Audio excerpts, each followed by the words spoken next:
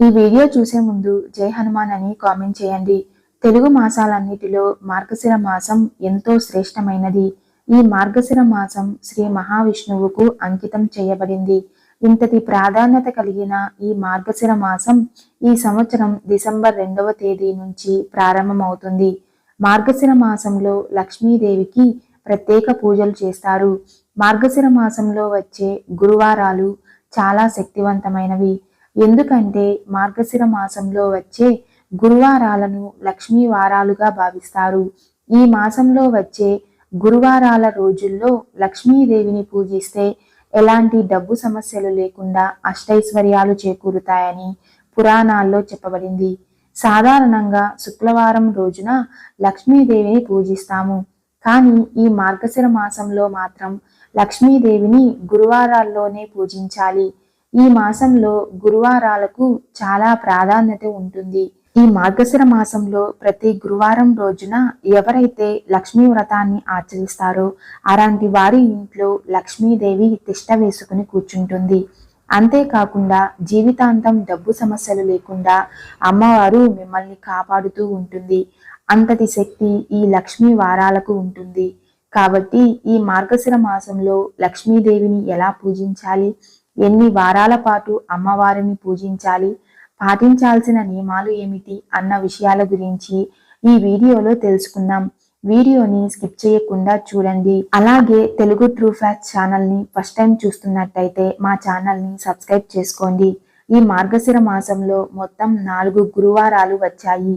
ఈ 4 గురువారాల్లో లక్ష్మీ వ్రతాన్ని ఆచరించిన వారికి దీర్ఘ సుమంగళి ప్రాప్తి వరిస్తుంది. అలాగే మీ భర్త సంపద రెట్టింపు అవుతుంది. దీంతో మీరు అతి త్వరలో కుబేరులు అవుతారు. 4 గురువారాల్లో లక్ష్మీదేవిని పూజించడం కుదరకపోతే కనీసం ఒక్క గురువారం అయినా లక్ష్మీదేవిని పూజించండి. ఖచ్చితంగా లక్ష్మీ కటాక్షం మీ కుటుంబానికి కలుగుతుంది. మార్గశిర మాసంలో వచ్చే మొదటి గురువారాన్ని మొదటి లక్ష్మీ వారం అని అంటారు. డిసెంబర్ 5వ తేదీన మొదటి లక్ష్మీ వారం వచ్చింది. మొదటి గురువారం రోజు లక్ష్మీదేవిని పూజించే వారు అమ్మవారికి నైవేద్యంగా పులగం సమర్పించాలి. డిసెంబర్ 12వ తేదీన 2వ లక్ష్మీ వారం వచ్చింది. ఈ రోజున అమ్మవారికి నైవేద్యంగా అట్లు సమర్పించాలి. డిసెంబర్ 19వ తేదీన 3వ లక్ష్మీ వారం వచ్చింది. ఈ రోజున అమ్మవారికి నైవేద్యంగా పరమాన్నం సమర్పించాలి. డిసెంబర్ 26వ తేదీన చివరి లక్ష్మీ వారం వచ్చింది. ఈ రోజున అమ్మవారికి నైవేద్యంగా పులిహోర సమర్పించాలి. ఈ మార్గశిర మాసంలో వచ్చే గురువారం రోజున సూర్యోదయం కంటే ముందే నిద్రలేచి చన్నీటితో తలస్నానం చేసి ఇల్లంతా శుభ్రం చేసుకోవాలి. తరువాత ఇల్లంతా పసుపు నీళ్ళను చల్లుకోవాలి. ఇలా చేస్తే ఇంట్లో ఏమైనా మైలు ఉంటే పోతుంది. తర్వాత మీ ఇంటి గడపలకు పసుపు రాసి కుంకుమ బొట్లు పెట్టుకుని గుమ్మానికి మామిడి ఆకులను కట్టుకోవాలి. ఇంటి ముందు అష్టదళ ముగ్గు వేసుకోవాలి. ముఖ్యంగా ఈ మాసంలో ప్రతి గురువారం రోజున మీ గుమ్మం ముందు అష్టదళ ముగ్గు ఖచ్చితంగా ఉండాలి. తరువాత మీ ఇంటి ప్రధాన ద్వారం పైన గంధంతో స్వస్తిక్ గుర్తు వేయాలి.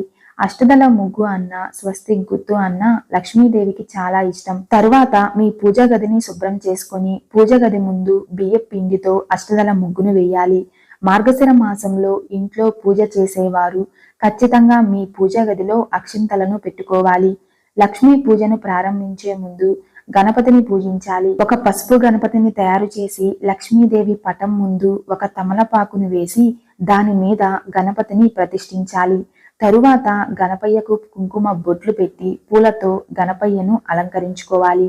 తరువాత గణపతి మీద అక్షంతలను చల్లి పూజను ముగించాలి. పసుపు గణపతిని ఎలా తయారు చేయాలి అంటే కొంచెం పసుపు తీసుకొని దాంట్లో పాలు పోసి ముద్దలాగా చేసి చిన్న గణపతిని తయారు చేసుకోవాలి. తరువాత లక్ష్మీదేవి పటాన్ని గులాబీ పూలతో అలంకరించాలి. ఎర్ర గులాబీ పూలు అంటే లక్ష్మీదేవికి చాలా ఇష్టం. కాబట్టి ఎర్ర గులాబీ పూలతో అమ్మవారిని పూజిస్తే డబ్బు సమస్యలు అన్నీ తొలగిపోతాయి. తరువాత లక్ష్మీదేవి పటం ముందు పిండి దీపం వెలిగించి నమస్కారం చేసుకోవాలి.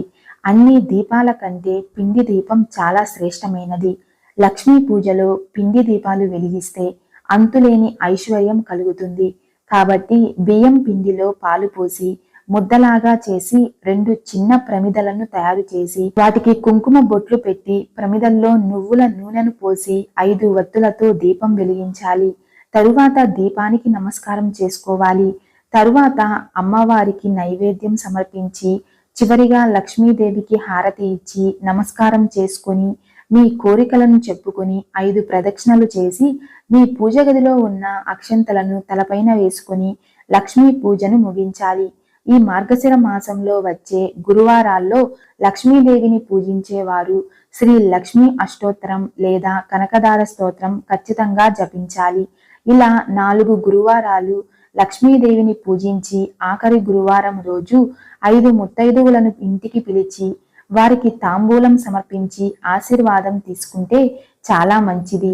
ఈ మార్గశిర మాసంలో లక్ష్మీదేవిని పూజించిన వారికి ఖచ్చితంగా అఖండ రాజయోగం వరిస్తుంది అని పండితులు చెబుతున్నారు.